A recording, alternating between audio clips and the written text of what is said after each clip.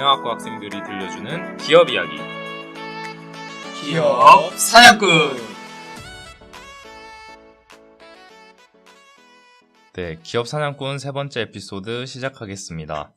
저는 기업 사냥꾼의 성공을 꿈꾸는 꿈이 많은 아이 안영민입니다. 아까부터 준비했다는 게 그건가요? 근데 당황스럽네. 저한테는 가볍게 준비하라 해놓고. 저기 자기도 너무 무겁게 준비한 것 같은데. 저는 미세먼지를 싫어하는 최병철입니다. 네, 저는 오늘부터 말을 조금 천천히 하기로 한 허건무입니다. 너무 천천히 하시는데요? 네, 그러면 혹시 두 분 에피소드 2화를 들으면서 전과 달라진 점을 느끼시지 못하셨나요? 에피소드 2를 들으면서 네. 안 들었다. 무슨 소리야? 제일 먼저 들었어. 모함하지 마세요. 저는 가장 달라진 점이 저에서 건무에서 영민 씨로 넘어갈 때마다 그 중간에 음악이 재생이 되더라고요. 그래서 저는 좀 더 파트를 좀 깔끔하게 나누는 방식이 된 것 같아서 좋은 것 같아요.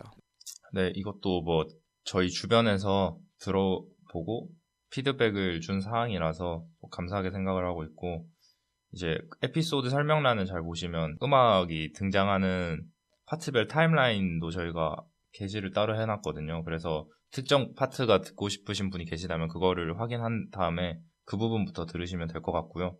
그리고 저희가 또 자체 이메일을 개설을 하였습니다. 그래서 뭐 저희에게 궁금하신 점이나 문의사항 혹은 들으면서 뭐 불편하신 점이나 잘못된 점이 있다라고 생각되시면 huntingcompanies@gmail.com으로 메일을 보내주시면, 아니면 뭐 파티나 팟빵 사이트에 댓글 기능을 이용하셔도 굳이 되고요. 메일 보낼 필요 없이.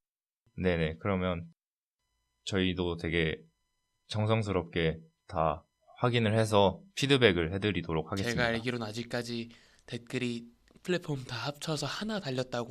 2개 달렸어요. 어제 하나 더 하나 더 달렸거든요. 달렸나요? 제 친구가 하나 달렸어요. 네, 지인 찬스. 역시 인맥 싸움이죠. 앞으로도 저희는 청취자분들의 편의를 위해서 최선을 다해 노력하는 기업 사냥꾼이 되겠습니다. 그리고 저희가 추가로 새롭게 유튜브 채널을 열려고 합니다. 이것도 주변 사람들의 피드백에서 나온 건데, 팟빵이나 뭐 파티나 이런 팟캐스트를 이용 안 하는 사람들이 꽤 있어서 그냥 유튜브로 올려주면 안 되겠냐는 말이 되게 많았어요. 그래서 유튜브로도 시작을 하는데, 유튜브에선 뭐 새롭게 영상이 올라가거나 그런 건 아니고, 이제 저희 오디오 파일을 그냥 유튜브 페이지에도 새로 올리도록 하겠습니다. 그래서 좀 다양한 경로로 많이 청취하실 수 있으실 것 같아요. 네, 그래서 유튜브도 구독 부탁드립니다. 아직 업로드 되진 않았죠, 상태가 지금. 네, 지금 들어가면은 아마 아무것도 지금 없을 정비 중이니까 확실히 좀 개설 완료되면은 또 이렇게 방송을 통해서 알려드리도록 하겠습니다. 제가 최대한 빨리 해서 지금 이게 3화죠? 3화가 올라가는 기 전까지는 한번 올려보도록 하겠습니다. 가능합니까? 뭐 일단 해보는 거죠, 뭐.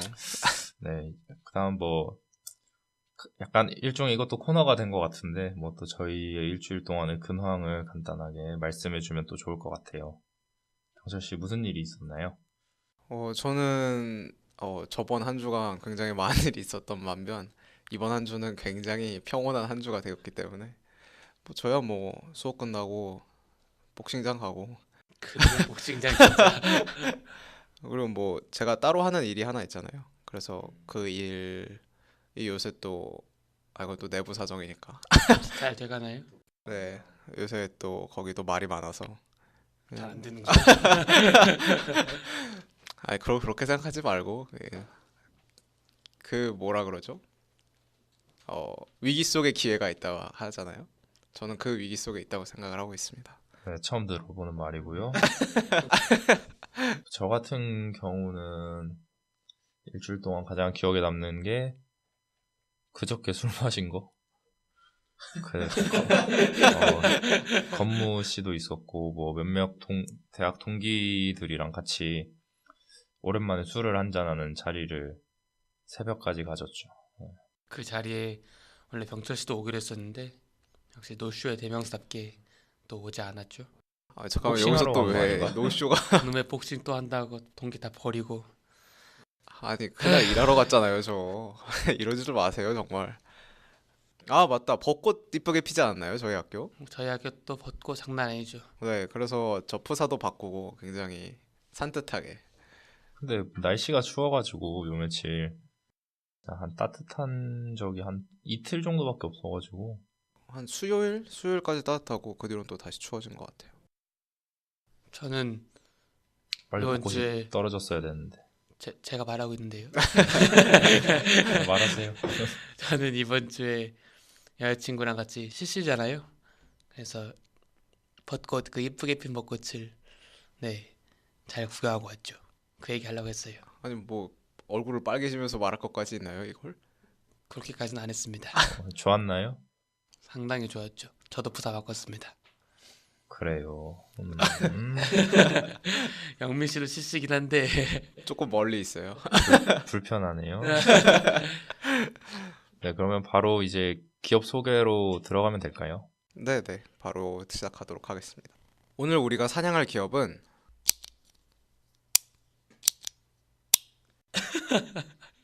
소리 들리시나요? 가장 많은 팬을 판 국내 브랜드 모나미입니다. 모나미. 그런 노래가 있나요? 지금 만드신 것 같은데 전 모나미 하면 기본 팬의 대명사의 느낌을 받거든요. 다른 분들은 모나미라는 말을 들으면 어떤 걸 생각나시는지. 저희요? 네. 모나미 하면 무슨 생각? 급할 때 펜 찾으면 한 열에 한 6, 7은 그 볼펜 아닌가? 모나미 볼펜? 저는 오히려 이번에 저희가 조사하면서 느낀 건데 기본 펜의 대명사 맞는데 뭐 막상 찾으려니까 또 없어요 저게. 그럴 수 있죠. 엄청 많이 보이는데 제가 막상 찾으려니까 안 보이더라고요. 저도 사실 이번 소리 녹음하기 위해서 뛰어가서 그 모나미를 하나 저거 사왔거든요. 오프닝 저거 한다고. 그래서 원래 녹음 시간이 한 20분 지연됐어요. 제가 이걸 산다고 뛰어다녔는데 요새 편의점에서도 모나미를 안 팔더라고요. 저거 산다고 나갔다가 네, 각종 자기 물품 사고 음료수 사고 가느라고. 쇼핑을 하고 왔지, 쇼핑. 모나미는 불어로 나의 친구라는 뜻인데 처음부터 그 이름을 가지고 있지는 않았어요. 모나미의 첫 시작은 1960년 창업자인 송삼석 씨가 광신화학공업사라는 이름으로 시작을 하게 되었습니다. 3년 뒤엔 5월에 모나미의 대표작으로 할 수 있는 153 볼펜, 저희가 모나미 볼펜 하면 가장 기본적으로 생각하는 그 볼펜이 출시가 되었어요. 그 뒤로도 뭐 몇 번 이름이 바뀌다가 마침내 1974년에 주식회사 모나미로 이제 상장이 되게 됩니다. 모나미의 주 상품은 아시다시피 볼펜입니다. 하지만 볼펜 말고도 프린터 장비 임대, 잉크 카트리지 판매와 같은 사업도 진행을 하는데 뭐 볼펜 분야에서만큼의 성공은 거두지 못한 것 같아요. 실제로 매출액만 봐도 볼펜 분야가 거의 5배의 매출이 나오고 있는 걸로 알고 있습니다. 그리고 이 외에도 요새 모나미가 제조업에서 물류 쪽으로 좀 더 진출을 하고 있는데 모나미 공식 사이트에만 들어가 봐도 이제 우리가 제조업에서 머물지 않고 물류업으로 나아가는 그런 모나미가 되겠다 이런 글귀가 있는 걸로 봐서 실제로 그쪽으로도 굉장히 많이 신경을 쓰고 있는 것 같아요. 이렇게 모나미가 사업 다각화를 하는 이유는 사실 요새 좀 문구업계가 그렇게 호황은 아니잖아요. 저 요즘 펜을 뭐 쓰기야 쓰지만 뭐 워낙 뭐 저희 대학교에서만 봐도 뭐 노트북으로 공부하는 분도 많이 계시고 하다 보니까 저희가 체감하기에는 확실히 좀 과거에 비해서는 많이 떨어진 것 같아요. 그쵸, 전자기기가 많이 발달하면서 아날로그적인 펜 같은 걸 잘 안 쓰는 사람들이 많아졌죠. 실제로 수업에만 가도 컴퓨터나 아이패드로 수업 듣는 사람들 굉장히 많잖아요. 영민 씨도 아이패드로 수업 듣고 있지 않나요? 이번 학기부터 그렇게 하고 있는데 그렇다 보니까 진짜 볼펜은 그냥 그 멀티펜 색깔 여러 개 있는 거 그거 하나만 들고 다니면 될 정도로 필통을 안 들고 다녀요. 그래서 저도 이번 학기부터 아예 노트북으로만 노트 필기를 해가지고 공책이나 펜 같은 걸 거의 안 쓰게 되더라고요. 저는 좀 아날로그적인 사람이라 아직은 펜을 쓰고 있는데 뭐 진짜 수업 시간에 이제 펜 쓰는 사람은 한 3분의 1 정도밖에 안 되는 것 같아요. 그 정도인가? 그 정도보단 더 되지 않아? 살짝 과한 느낌이 없지 않아 있어요. 또 이렇게 MSG를 또 그러면 2분의 1로 합시다. 그것도 많은 것 같은데. 아 그래요? 그 정도는 되지 않나요? 아니야, 저는 그 그렇게 정도는 안 봤는데. 돼. 한 3분의 1 정도가 이제 노트북을 노트북이나 뭐 이런 전자기기를 쓰고 한 3분의 2는 아 그래요? 아직까지는 쓰는 저는 제 추세지 않나? 수업에 가면은 굉장히 다들 많이 쓰던데. 사이버 대학교 다니시나? 네. 아, 그래서 실제로 그 문구 업체 수만 봐더라도 2000년도 초반에는 1000여 개가 넘어갔다가 이제 2014년만 돼도 그 개수가 반으로 줄어들거든요. 아마 더 줄어들었겠죠. 아, 그래서 모나미가 좀 더 사업을 다각화하려고 노력을 하고 있는 것 같아요. 이번에 제가 소개할 모나미의 마케팅 사례로는 몇 년 전에 이제 리미티드 에디션이 나왔잖아요. 리미티드 153 에디션을 나왔는데 그걸 통해서 프리미엄 펜 시장에 진출을 할 수 있는 물꼬를 튼 사례를 이제 들어보도록 하겠습니다. 원래 기존에 모나미 하면은 다들 기본 펜을 생각하시잖아요. 제가 방금 사왔는데 2018년 4월에도 250원, 타 펜에 비해서는 굉장히 저렴한 가격에 판매가 되고 있는데 요새 굉장히 프리미엄 펜 시장이 한국에서 많이 성장을 했잖아요. 그래서 제가 이건 좀 되긴 했는데 몇 년 전에 아마 저 군대도 가기 전이었던 것 같은데 강남에서 초등학생들이 자기 이름이 들어가 있는 펜을 쓰는 게 유행이라고 해서 뭐 펜 하나에 막 몇십만 원 그런 펜이 유행이 돼서 이게 예전에 뭐 노스페이스 유행할 때 등골 브레이커라고 하죠. 뭐 그런 것처럼 뭐 새롭게 그렇게 열풍이 부는 거 아니냐 뭐 이런 우려가 담긴 그런 신문을 본 적이 있거든요. 초등학생들이 자기 이름 각인된 펜을 썼다고요? 네, 그런 게 유행으로 뭐 돈다라는 그런 뉴스를 짤막하게 봤는데 제가 뭐 실제로 그 초등학생 학교에 가본 건 아니라서 이게 어느 정도 퍼진 건지 그냥 한 학교의 우연찮은 해프닝인지 그건 잘 모르겠습니다. 근데 실제로 요새 사람들이 그 펜을 많이 안 쓰다 보니까 여러 개 싼 펜보다 그냥 좋은 펜 하나를 쓰자 이런 생각을 가진 사람들이 좀 많아진 것 같아요. 이거에 대해서 어떻게 생각하세요?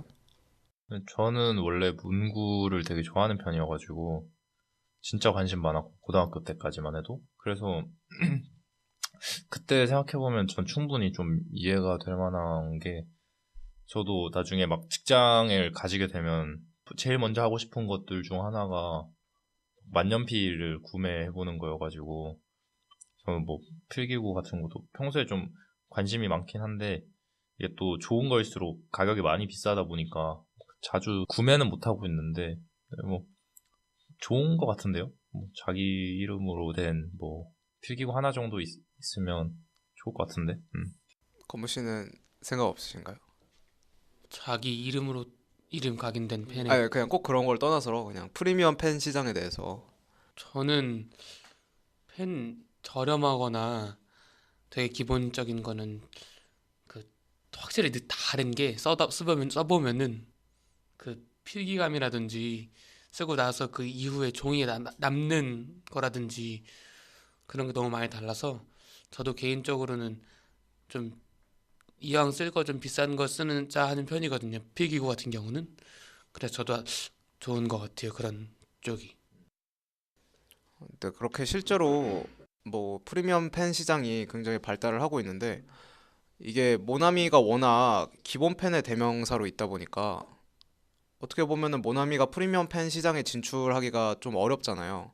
아 원래 기본적인 이미지가 네네, 있으니까. 원래 가지고 있는 이미지가 있으니까. 예를 들어 대표적으로 그 프리미엄을 시도했다가 망한 케이스가 맥도날드 아닌가요? 맥도날드 코리아인 것 같은데 제 시그니처 생각에. 버거. 네네. 그쵸. 그 시그니처 버거 하면 세트로 하면 막 8,000원, 9,000원 달하는데 또 사람들이 맥도날드 가면서 사실 그 정도의 돈을 지불하려는 생각을 가지고 가는 사람은 거의 없잖아요. 그쵸. 아무래도 맥도날드에 가면 빨리 음식이 나오고 뭐 또 맥런치 이런 데 네네. 사람들이 몰리는 이유가 있기도 하고 그러다 보니까. 근데 거기서 이제 수제버거집에서 나올 만한 가격대에 햄버거를 내놓으니까 아무래도 뭐 다니엘 헤니만 굉장히 고생 많이 했죠. 그 사람은 고생할 일이 없어. 광고 모델이기 때문에 수익은 충분히 생겼을 거라고 봅니다. 그 사람은 굉장히 맛있게 먹던데. 네, 어쨌건. 근데 모나미가 153 볼펜 출시 기념 50주년으로 시간을 보니까 올해가 55주년이더라고요. 벌써 5년이나 됐는데. 확실히 오래되긴 했네요. 55주년이면. 근데 이제 50주년을 맞이를 해서 모나미 153 리미티드 에디션이 10,000개 한정으로 나왔는데 그게 2만 원이라는 가격대에 나왔어요. 그러면 그 당시 모나미 펜의 거의 뭐 당시 가격에 따라 뭐 200배까지 달하는 가격에 나왔어요. 그럼에도 불구하고 나오자마자 성풍적인 인기로 다 매진이 되었는데 이게 추후에 SNS나 뭐 인증하는 사진이 돌기 시작하면서 콜렉터들 사이에서 수요가 점차 늘어났거든요. 근데 이제 모나미에서는 이게 상징적인 제품인 만큼 딱 10,000개 한정으로만 만들겠다라고 했는데 이 일을 통해서 사람들이 모나미 프리미엄 펜에 대한 첫 시작이라고 할 수 있죠. 그거에 대한 이미지를 굉장히 좋게 가져왔어요. 추후에 나올 프리미엄 펜에 대해서도 시장에서 그렇게 어색하지 반응할 일이 없게 된 거죠. 어떻게 보면. 그 추후에 모나미에서 프리미엄 펜이 나온대요. 네, 실제로 지금 나오고 있어요. 지금도 네. 계속 나오고 있죠. 네네. 이제 그러니까 모나미 리미티드 에디션은 이제 그 10,000개 한정이 끝이지만 그 뒤로도 지금 다양한 색상으로 좀 더 고급화 펜들이 나오고 있고 153 명칭을 단 펜이 되게 라인이 많아졌어요. 네네. 그때 이후로. 그 153 프리미엄 아마 세컨드 에디션인가? 그거를 제가 어떻게 구해가지고 그 아버님 선물로 드렸었는데 그 외에도 이제 색상도 좀 다양해지고 요새는 골드, 실버 에디션이 요새 나오고 있다고 하더라고요. 그런 식으로 프리미엄 펜 시장에도 모나미가 어느 정도 진출을 하게 될 수 있던 계기가 이 50주년 리미티드 에디션의 발매가 아니었나 전 그렇게 생각하고 있습니다. 그게 신의 한 수가 되었던 것 같네요. 마지막으로 이제 제 파트 마무리를 하면서 그 모나미 사이트에서 발견한 그러니까 들어가자마자 써 있는 한 글귀로 마무리를 하겠습니다. 거기에는 어쩌면 삶은 인생이라는 종이 위에 써 내려가는 펜의 기록 같습니다.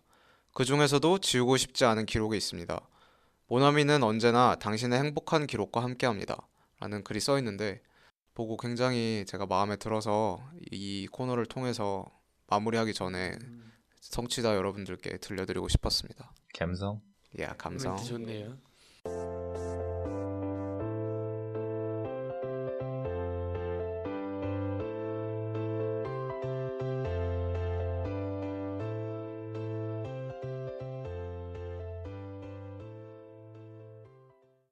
안녕하세요.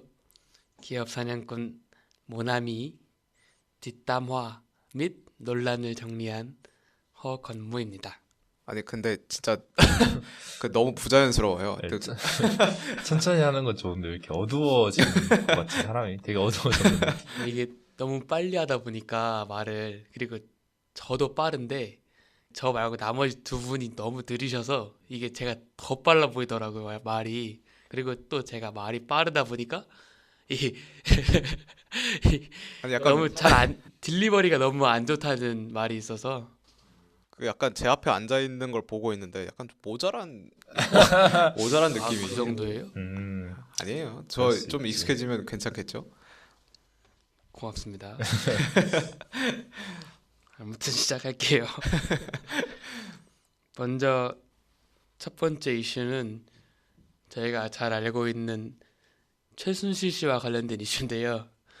저도 모나미를 조사하다가 최순실이라는 이름이 나올 줄은 정말 몰랐거든요.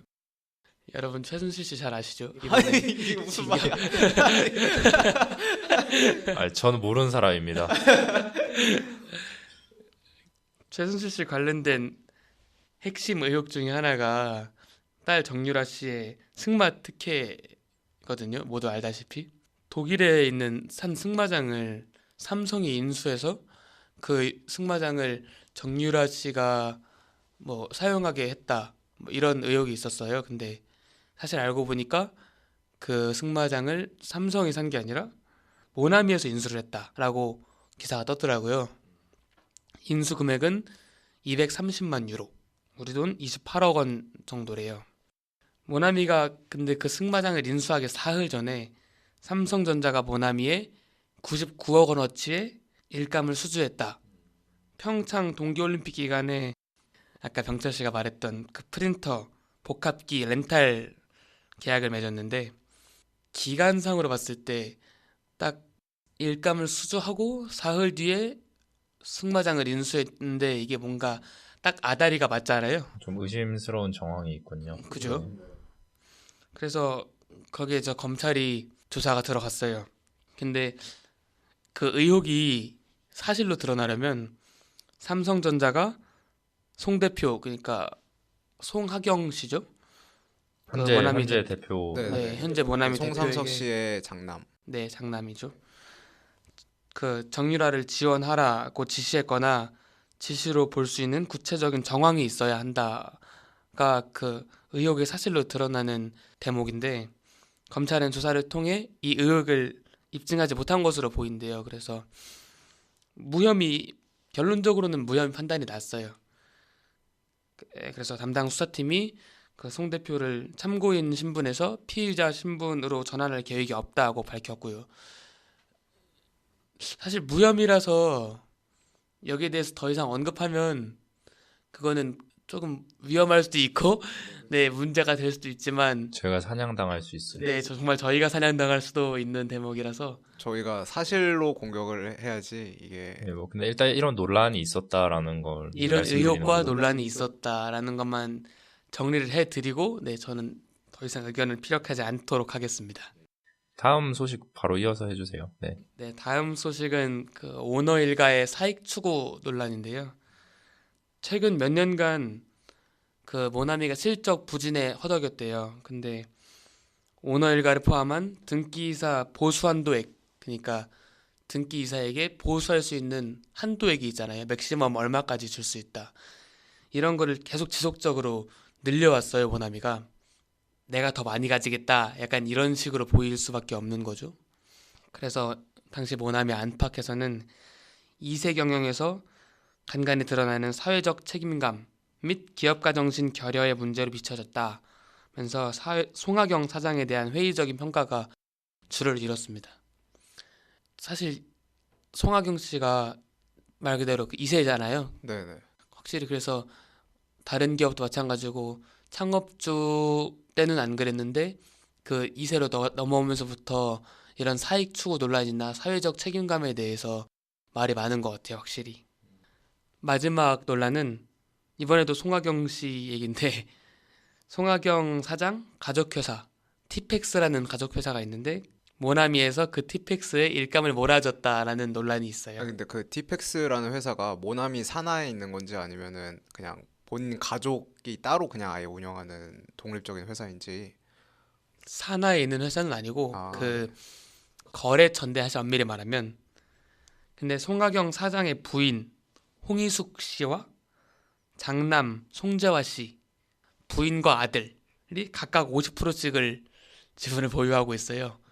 그건 뭐 네 사실상 송하경 씨 가족회사다 그렇게 그래서 제가 아까 그렇게 표현을 했고요. 근데 그 티펙스의 주요 거래처가 주 모나미를 비롯해서 주 원메이트, 주 항소, 주 모나미 이미징 솔루션즈 등인데 다 모두 모나미가 지분을 50%에서 최대 92%까지 보유하고 있는 계열사들이에요. 그리고 모나미에서 전략 경영을 총괄하고 있는 사람이 A씨라는 분이 있는데 그분이 지금 모나미에서 미등기 임원이자 상근 이사로 활동을 하고 있어요. 근데 그분이 티펙스에서 감사를 맡기도 하고 있고요. 본인이 일하고 있는 회사의 사장의 가족 회사에 지금 감사로 재직 중인 거죠. 감사가 자기 사장 가족 회사를 얼마나 잘 감사할 수 있을지 저 제약이 있을 수밖에 없죠. 독립성과 그 객관성에 확실히 의문이 드는 거는 사실입니다. 그리고 아까 말씀드렸던 그 의혹 있잖아요. 승마장 의혹. 네네. 그거 더 언급 안 한다고 하셨는데. 제 의견을 피력하는 건 아니고 그냥 사실만을 전달하는 거기 때문에 확실히 오해 없으시길 바랍니다. 그 승마장을 송하경 사장과 티펙스가 같이 인수를 했다고 해요.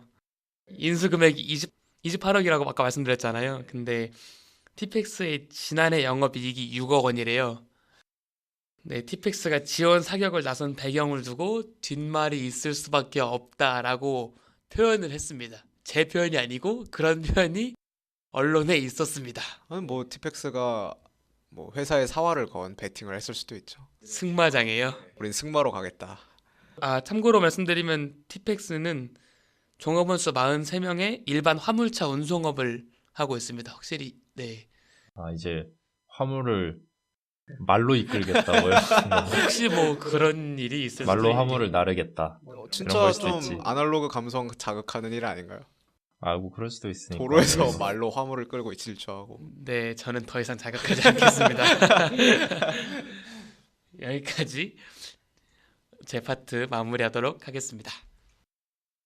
생각보다 되게 빨리 끝나셨네요. 그래서 당황스러운데. 당황스러운 와중에 너희 그거 알고 있니?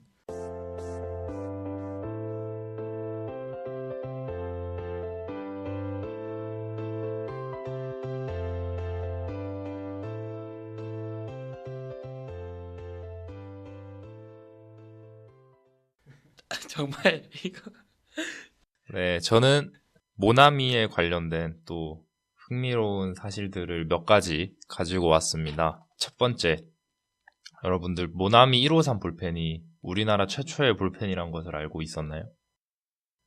네, 아, 그래요. 아, 그래요. 원래 올랐다고 해야 되죠. 저 같은 경우는 원래 이게 뭐 많이는 쓰는데 이게 뭐 최초의 볼펜일 거라고까지는 생각을 못 했었어요. 근데 조사를 해보니까 모나미 153 볼펜을 계기로 우리나라에 이제 볼펜이라는 게 생산이 되기 시작했더라고요. 갑자기 영민 씨 말이 굉장히 너무 빨라졌는데 빨라졌는데 갑자기 제 스피드를 가져가신 것 같아요. 지금 빨리 아오리 라멘 먹으러 가야 돼가지고. 네. 장난이고, 네. 좀 천천히 말하도록 하겠습니다. 네. 먼저 그러면 한국에서 이제 볼펜이 탄생하게 된 과정에 대해서 설명을 드리고자 해요. 일단 아까 말씀드렸듯이 모나미 153 볼펜이 우리나라 최초의 볼펜이라고 할 수 있는데, 아까 병철 씨가 말해줬던 것처럼 그 모나미의 전신이었던 광신화학공업의 창업주인 송삼석 씨가 1962년 서울 경복궁에서 열린 국제산업박람회를 가게 됩니다.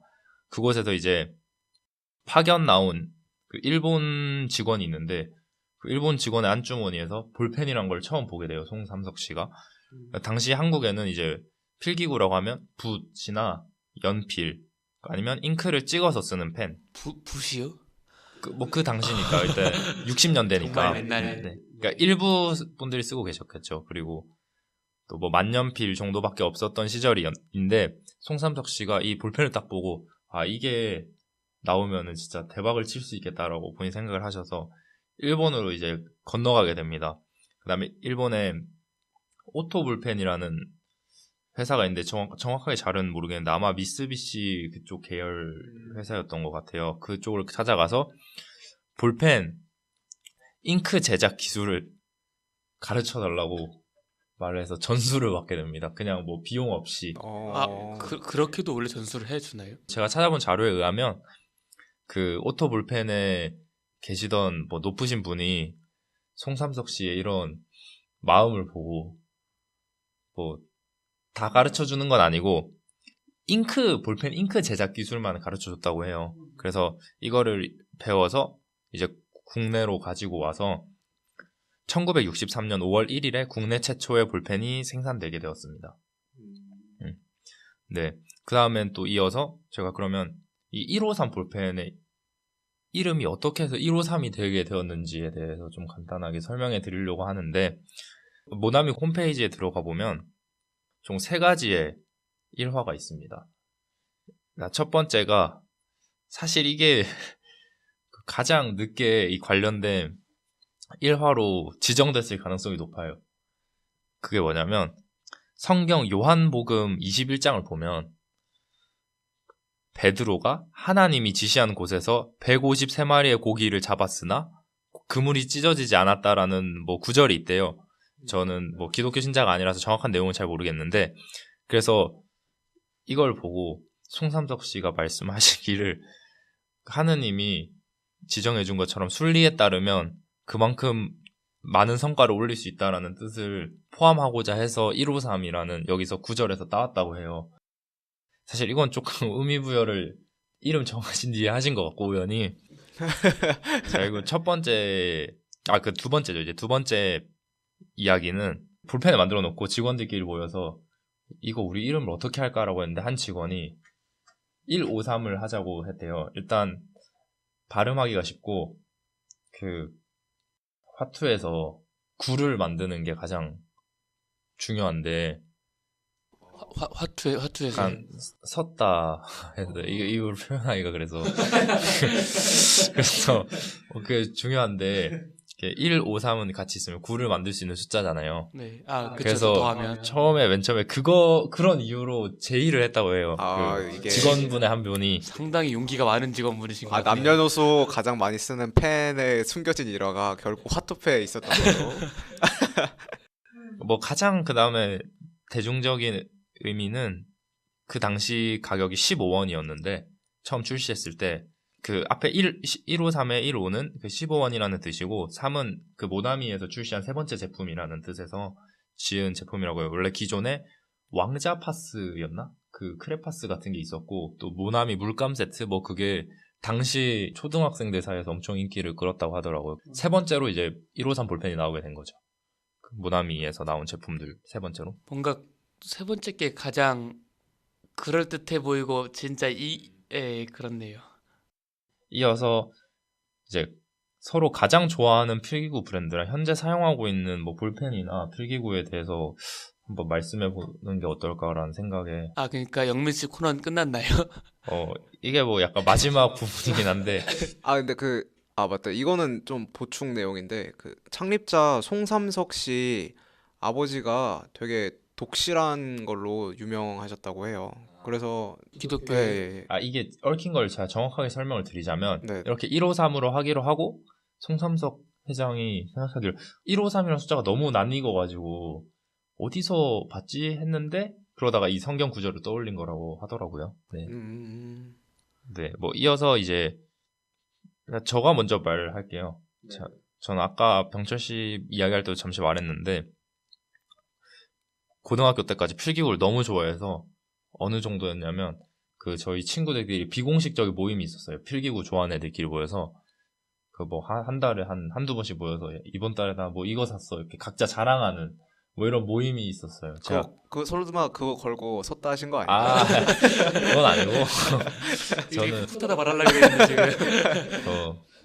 예전에 고등학교 때 제 필통을 보면서 내가 이때까지 여기 한 얼마를 썼을까를 생각해 봤었는데 그때 한 15만 원 쓰지 않았었나? 그 볼펜 안에 있는 거랑 과거에 썼던 거랑 막 합쳐보니까 고등학생이 그 정도면 많이 쓴 진짜 많이 쓴 제가 거죠. 그만큼 좀 많이 좋아했었는데 특히 고등학교 때 좋아했던 볼펜이라고 하면 그 펜텔사에서 나온 스타일핏 다들 아시나요? 저 알아요. 네. 스타일핏. 자, 스타일핏을 처음에 진짜 우리나라에 출시됐을 때 초창기에부터 썼거든요. 쓰다가 이제 멀티펜 개념이 생겨가지고 스타일핏도 그거를 사서 멀티펜으로 쓰고 있었는데 심지어 그 멀티펜 케이스가 이제 한정판으로 나와요.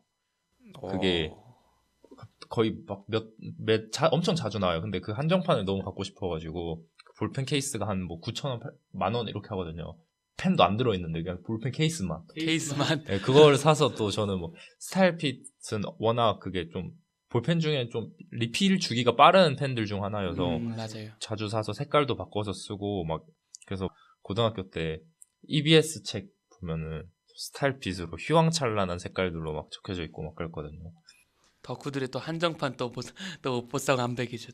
또 샤프 펜슬 같은 경우에는 이것도 펜텔사 제품인데 그래프 기어 1000이라는 제품이 있어요. 좀 전문적인 이 방송을 들으시는 펜덕 여러분들 아실 수 있는데 로렛 가공 방식이라는 게 있어요. 그 잠깐만요. 전문적으로 갑자기 이렇게. 이게 어떻게 한다고요? 간단하게 말씀드리면 그 왜 샤프 펜슬 중에 그 앞부분이 되게 무거운 샤프들 있잖아요. 그 몸체 자체가 되게 네네네. 무거운. 그게 약간 로렛 가공 방식으로 된 확률이 높거든요. 그게. 앞에를 그냥 무겁게 한 거 아니에요? 그건 아니고 그 앞쪽에 그 손 닿는 부분을 엄청 이렇게 조밀하게 다이아몬드 모양이나 뭐 이렇게 한 게 있어요. 그 따로 말씀드릴게요. 나중에. 그런 게 정말 있는데 전혀 모르겠네요. 저는 약간 그런 방식의 샤프 펜슬들을 좋아했는데 뭐 가격이나 이런 걸 따져봤을 때 그 펜텔 그래프 기어 1000 모델이 제일 좋았어가지고 네, 그러고 있고 지금 현재는 아까 말씀드렸다시피 아이패드 때문에 펜을 거의 잘 안 쓰고 있는데 그래도 뭐 아예 안 쓸 수는 없어서 필요할 때 쓰는 거는 미쓰비시에서 나온 제트스트림? 이건 정말 많이 쓰니까 제트스트림 멀티펜 하나 사고 있어요. 근데 이번에 또 이거 모나미 조사하면서 153 한정판 봤는데 그 골드 모델이 진짜 좀 갖고 싶더라고요. 그래서 다음에 한번 살까 생각도 하고 있습니다. 네. 뭐 병철 씨는 뭐 어떤 브랜드 좋아하시나요? 저는 앞서서 영민 씨가 너무 화려하게 끊어놔서 뭐 무슨 말을 해야 될지 모르겠는데 이렇게까지 전문적으로 들어갈 줄 몰랐었는데 저는 사실 근데 뭐 건무 씨도 뭐 펜 좀 좋아한다고 했고 영민 씨도 좋아한다고 했는데 저는 펜을 좋아한다기보다 막 펜은 잘 나오면 되지 약간 이런 생각을 가지고 있어서 실용주의. 네네 뭐 그냥 뭐 하나를 이렇게 정해놓고 계속 쓴 적은 없는 것 같아요. 그냥 좀 다양하게 이것도 써보고 저것도 써보고 이러면서 했던 것 같은데 이건 정확히 말하면 펜은 아닌데 혹시 그 샤프 중에 그 유니에서 나온 쿠루토가라는 펜 쿠루토가 아시나요? 알죠. 그게 아니 무슨 핸드폰 모델처럼 이렇게 다 알고 있는 쿠루토가 거예요? 그 쓰면 동그랗게 돌아가는 거. 네네네. 그거 제가 그거는 좀 좋아했었거든요. 이게 다른 브랜드 뭐 제가 뭐 따로 이렇게 좋아하던 브랜드 없었는데 그 쿠르토가 라인은 좀 좋아했던 게 이게 샤프를 쓰면은 한쪽은 계속 닿아서 뭉툭해지고 한쪽은 뾰족해지고 해서 나중에 막 부러지거나 아니면 글씨가 두께가 다 다르게 맞아요, 나온다던가 맞아요. 하는데 그 쿠르토가 시리즈는 이렇게 접착면에 닿을 때마다 안에 그 심이 돌아가요. 그 안에서 그 심을 이렇게 돌려주는 뭐 기계라고 해야 되나? 그런 게 안에 내장돼 그거 있어서 되게 좋다. 네. 그래서 계속 써도 동일하게 두께가 계속 나오거든요. 제가 샤프를 쓸 때마다 약간 싫어했던 점이 그거거든요. 그런 거. 그게 제 생각에 제가 고등학교 2학년인가 3학년인가 그때 저는 처음 써봤는데 되게 마음에 들었어요. 저는 좋은 제품인데 한국에 아직 좀 많이 안 알려져 있는 것 같아가지고 그게 막 사러 가면은 잘 파는 곳이 많진 않더라고요. 다른 브랜드들에 비해서. 그게 좀 아쉬운데. 그래서 그 샤프는 제가 좀 좋아했던 기억이 좀 남아있네요. 뭐 요새는 워낙 샤프라는 거 자체를 안 쓰는 것 같아요.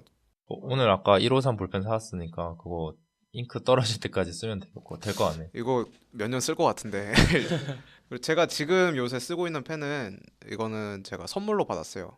라미라는 펜인데 또 선물 받은 거 자랑하려고 또. 아니 자랑이 아니라 이거 펜이에요, 만년필이에요, 뭐야? 이거 펜이에요 이거. 네. 라미 펜은 또 처음 보는데 원래 라미는 그 만년필로 또 유명하긴 하기 때문에 저 끝나고 라미라는 이름도 처음 들어봤는데. 끝나고 보여주세요. 아, 네, 알겠습니다.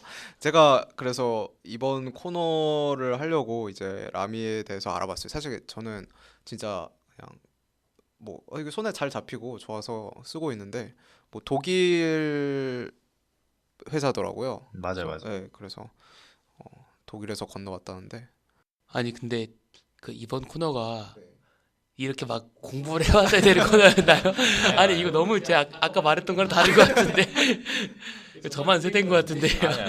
아니에요. 펜을 원래 상당히 좋아해서 근데 또 주인공은 마지막에 나온다고 일부러 건무 씨를 위해서 마지막을 남겨뒀는데 네, 저는 아무것도 생각만 해봤지 뭐 공부를 하거나 뭐 야야 모델명을 안다거나 아무것도 모르죠 저는. 제가 알면 보충 설명해드릴게요. 고맙습니다. 네, 뭐 일단 지금은 라미 잘 쓰고 있습니다. 건무 씨는 어떤 거 쓰세요? 상당히 당황스럽네요 이거. 저는 일단 제가 제일 주력으로 쓰는 펜이 검정색 펜이랑 파란색 펜이랑 샤프인데 굉장히 진짜 실용주의적 설명이네요. 검은색 펜. 다 달라요. 그게 검정색 펜은 미쓰비시에서 나온 유니볼 시그노 아시죠? 이거 되게 그 필기감이 너무 좋더라고요. 쓸 때. 그래서 뒤에 남는 것도 없고. 그래서 이거 쓰고 파란색 펜은 이것도 유니에서 나온 건데 제트 스트림 아까 말했던 참고로 제 여자친구도 제트 스트림 되게 좋아한다고 안 물어봤는데요.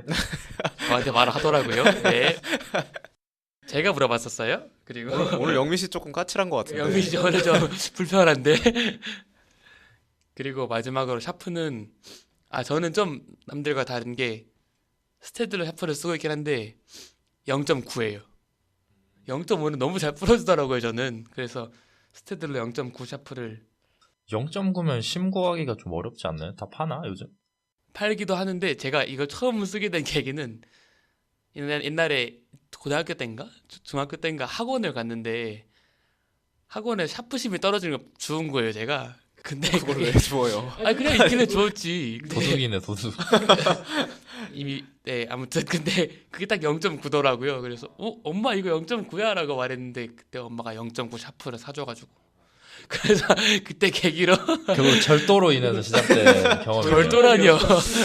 멤버 좋은데요? 네. 섰다 하고 도둑질하고. 도둑질을 말 조심하세요. 네. 저 이제 손 털었기 때문에. 네, 뭐, 아무튼 그렇게 예. 쓰고 있습니다. 네. 그러면 이제 저희가 이번 주 준비한 소식은 뭐 이렇게 마무리가 될 것 같습니다. 그러나 네, 저희가 청취자 여러분들께 죄송스러운 소식을 하나 전하게 되었는데요.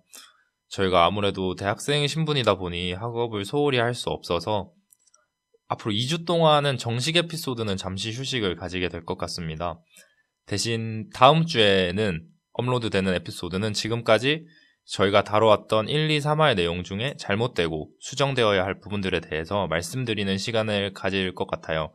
그래서 실질적으로 업로드가 되지 않는 기간은 4월 넷째 주, 한 주만 쉬고요. 조금이나마 한 주만 쉬고요. 죄송합니다. 4월 셋째 주 아닐까요? 그러니까 업로드로 시간을 따지면 네. 4월 넷째 주만 저희가 업로드되지 않고 다음 주에는 이제 보충적 성격의 에피소드가 추가될 것 같습니다. 조금이나마 이를 통해서 아쉬움을 좀 달래주셨으면 좋겠고 시험을 잘 마무리한 후에 저희는 4월 마지막 주에 더욱 알찬 정보로 다시 돌아오도록 하겠습니다. 그럼 지금까지 기업사냥꾼이었습니다. 안녕.